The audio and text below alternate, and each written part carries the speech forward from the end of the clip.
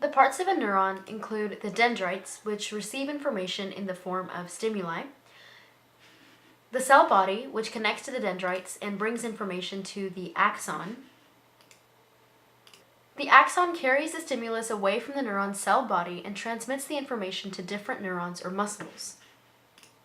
The space between neurons is known as a synapse. The neuron that comes before the synapse is known as the presynaptic neuron.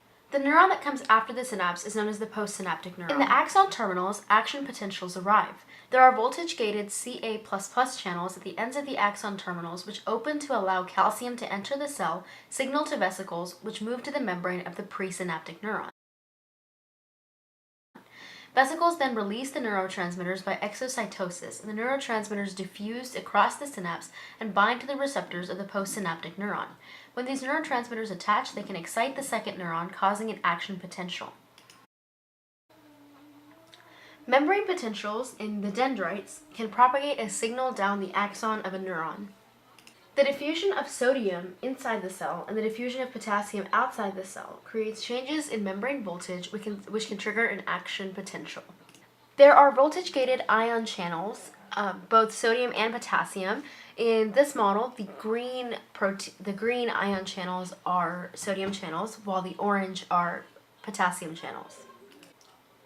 The purple beads represent the potassium, while the white beads represent the sodium.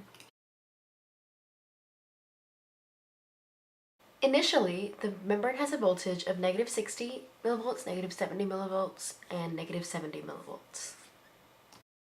Then, a voltage-gated sodium ion channel opens, allowing sodium ions to flow from the outside of the cell to the inside of the cell, which depolarizes the membrane voltage to a more positive voltage, negative 55 millivolts, in the immediate vicinity. In areas farther away, the voltage does not change or changes slightly in the areas near it, from negative 70 millivolts to negative 60 millivolts. As more sodium ions continue to flow inside the cell, the voltage gets more positive. Then, the voltage-gated potassium channel opens, allowing potassium ions from the inside of the cell to the outside of the cell. Because of the membrane activity of sodium ions and potassium ions crossing, the voltage becomes hyperpolarized or goes to negative 80 millivolts before once again reaching resting potential, which is negative 70 millivolts.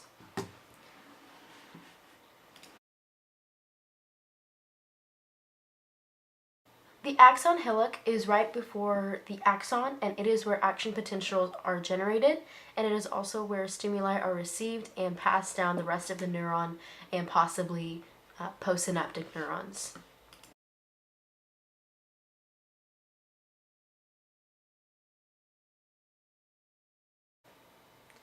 As can be seen, the membrane activity takes place in the dendrites, and the Ca2+ ions are located in synaptic vesicles, which help carry neurotransmitters from one neuron to the other.